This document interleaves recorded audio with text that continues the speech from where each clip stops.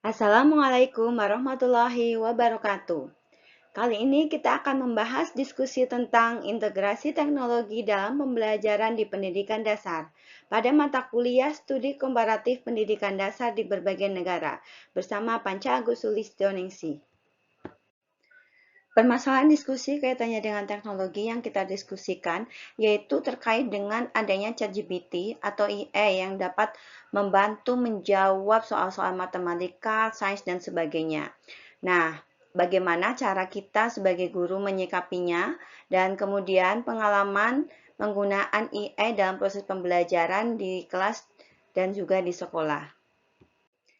Materi diskusi yang kedua yaitu tentang teknologi apa yang telah ditemui dan dimanfaatkan pada video pengayaan 5.2 dengan judul A Day Made of a Glass dan bagaimana persiapan guru sebagai pendidik dalam menghadapi kemajuan teknologi yang begitu pesat.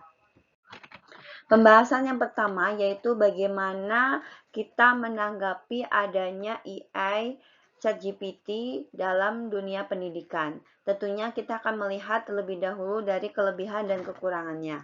Kelebihan AI dalam proses pembelajaran diantaranya satu, akses informasi yang cepat dan luas. ChatGPT dapat memberikan penjelasan, contoh soal, bahkan langkah-langkah penyelesaian secara instan. Hal ini membantu peserta didik belajar mandiri kapanpun dan dimanapun tanpa harus menunggu guru. Dua, pembelajaran menjadi secara personal. IA dapat menyesuaikan gaya bahasa dan tingkat kesulitan jawaban sesuai kemampuan siswa. Tiga, meningkatkan kreativitas dan efisiensi guru. Guru dapat menggunakan ChatGPT untuk membuat bahan ajar, menyusun soal, atau merancang aktivitas belajar berbasis masalah dengan lebih cepat. 4. Mendukung pembelajaran kolaboratif dan berbasis proyek. ChatGPT dapat berfungsi sebagai fasilitator ide, membantu mencari referensi atau konsep awal untuk proyek mereka. Sedangkan kekurangan dan tantangan penggunaan AI yaitu 1. Risiko plagiarisme dan ketergantungan. Siswa mungkin terlalu bergantung pada ChatGPT tanpa memahami konsep dasar, bahkan menyalin jawaban tanpa berpikir kritis. Hal ini dapat menghambat perkembangan kemampuan berpikir tingkat tinggi. 2. Akurasi dan validitas informasi. Meskipun AI seperti ChatGPT sering memberikan jawaban yang meyakinkan, tidak semua informasi selalu benar atau kontekstual. Guru tetap berperan penting sebagai validator dan pembimbing. 3. Keterbatasan aspek afektif dan nilai-nilai karakter. AI tidak dapat sepenuhnya menggantikan peran guru dalam menanamkan nilai moral, etika, empati, dan kerjasama. 4. Kesenjangan teknologi dan literasi digital. Tidak semua peserta didik atau sekolah memiliki akses yang memadai terhadap perangkat dan koneksi internet. Guru perlu memastikan penggunaan AI tidak menimbulkan ketimpangan baru. Oleh karena itu, sikap kita terhadap fenomena AI adalah memandang bahwa AI bukan ancaman, melainkan peluang jika digunakan secara bijak. Guru perlu berperan sebagai pengarah atau fasilitator yang mengajarkan literasi digital, etika pengguna AI, serta kemampuan berpikir kritis kepada peserta didik. Pembelajaran sebaiknya menggabungkan kekuatan manusia, nilai empati dan kreativitas dengan kemampuan analitis AI. AI seperti ChatGPT tentunya sangat membantu dalam proses pembelajaran.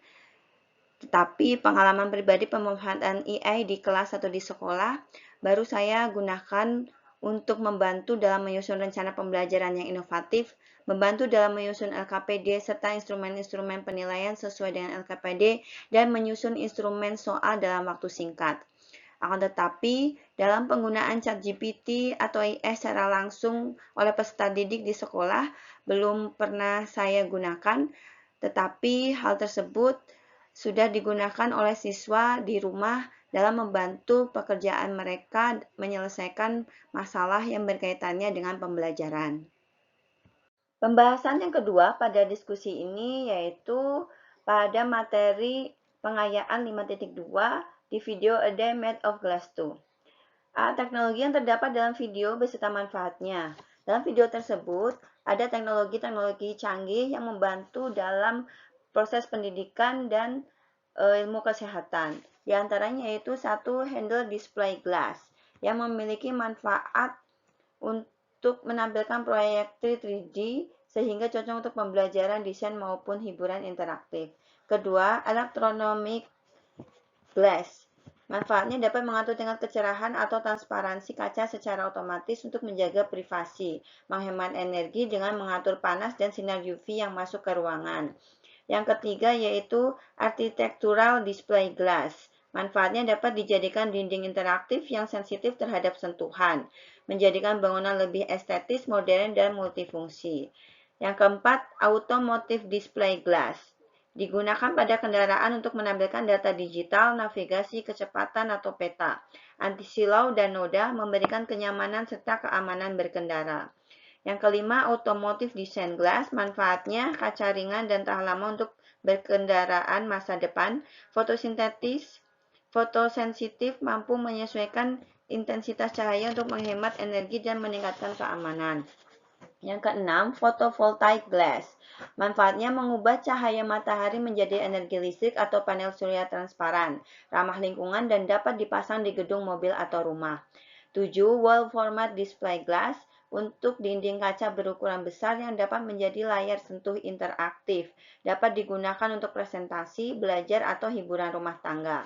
8. Work surface display glass. Permukaan meja interaktif dan multisentuh. Dapat digunakan untuk menggambar, desain, atau bekerja kolaboratif.